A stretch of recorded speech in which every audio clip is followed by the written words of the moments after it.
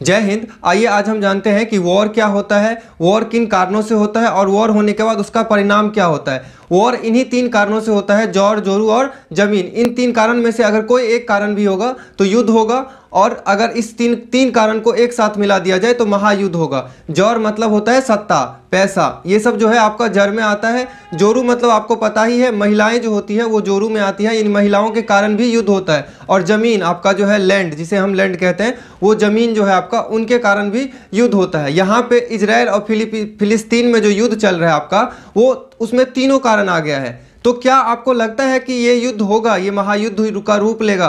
तो जी 50-50% का चांस है कि ये महायुद्ध का रूप लेगा। अब आपको उदाहरण के जरिए समझाते हैं कि पहले जमाने में जब युद्ध लड़ा जाता था, यानी पहले जो राजा महाराजा युद्ध लड़ते थे वो किसके लिए लड़ते थे? जौर के लिए लड़ते थे, यानी सत्ता के लिए लड़ते थे, पैसे के लिए लड़ते थे और आपका रिसोर्सेज के लिए लड़ते थे। उसके बाद जो है आपका रामायण का जो युद्ध हुआ वो किसके लिए हुआ? जोरू के लिए हुआ, यानी महिला के लिए हुआ। सीता के लिए आपको रावण का वध किया गया और रावण को मार दिया गया, क्योंकि रावण जो है गलत किया था।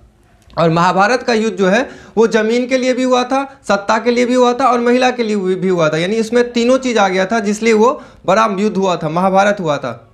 जिसमें आपका जो है सत्ता आपको पता ही है, द्रौपदी आपको पता ही है, और आपको जो है ये जमीन जो है कुरुक्षेत्र, ये आपको पता ही है। यानी इन तीन कारणों के कारण ही युद्ध महाभारत स्टार्ट हो गया था। यहाँ पे जो है इजराइल और फिलिस्तीन का जो युद्ध चल रहा है, उसमें अब जो है बड़े बड़े देशों की एंट्री होनी शुरू हो गई। इससे पिछले वीडियो में हमने आपको बता दिया है, अगर आपने नहीं देखा है तो डिस्क्रिप्शन में लिंक है, जाके देख सकते हैं कि युद्ध कौन करवाता है। युद्ध हमेशा दो पक्षों के बीच में होता है, यानी दो पक्ष लड़ते हैं, जबकि करवाने वाला कोई तीसरा होता है। यानी जब दो पक्ष किसी बातचीत करके किसी भी समस्या का समाधान नहीं निकाल पाते हैं, तो उसके बीच में कोई तीसरा पार्टी आते हैं जो बहुत ही काबिल होते हैं या बहुत ही पावरफुल होते हैं। उसमें से कोई एक पार्टी, चाहे वो ए पार्टी हो या बी पार्टी हो, उसको किसी सी पार्टी, यानी जो पार्टी आया है उसको बेइज्जती करके वहां से भगा दिया जाए कि हाँ भाई तुझे नहीं जानता हूँ, निकल यहाँ से।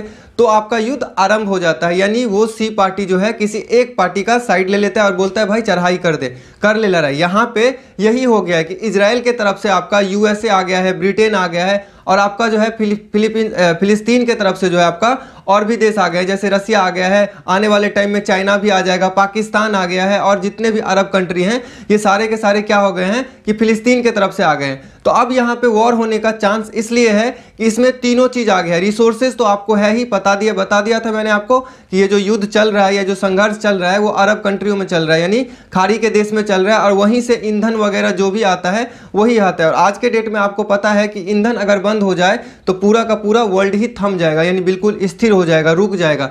ये सबसे बड़ा कारण हो सकता है। दूसरा कारण आपको पता ही है, जमीन, यानी वहां पे जो गाजा पट्टी पे लड़ा जा रहा है वो जमीन भी है। और तीसरा जोरू, यहाँ पे महिला नहीं है, लेकिन महिला के रूप में यहाँ को धर्म दे दिया गया, यानी धर्म के रूप में महिला को उतार दिया गया है कि मुस्लिम के ऊपर अत्याचार किया जा रहा है इजराइल के तरफ से।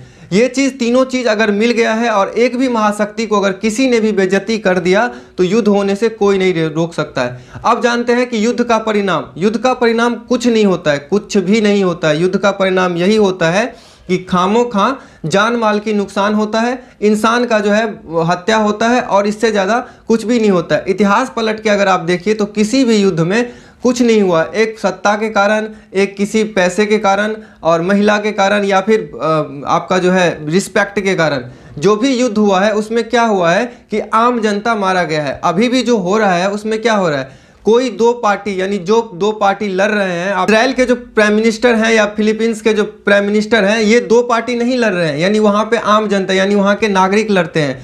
तो आपका जो है युद्ध में कुछ भी नहीं परिणाम निकलता है। लास्ट में वही होता है कि बातचीत से ही समस्या का समाधान होता है, युद्ध का कोई कारण नहीं होता है। महाभारत में भी जो है आपको बहुत ही बातचीत का रास्ता दिखाया गया था आपको कौरवों को, लेकिन उन्होंने बात नहीं माना, बाद में जाके आपका युद्ध हुआ।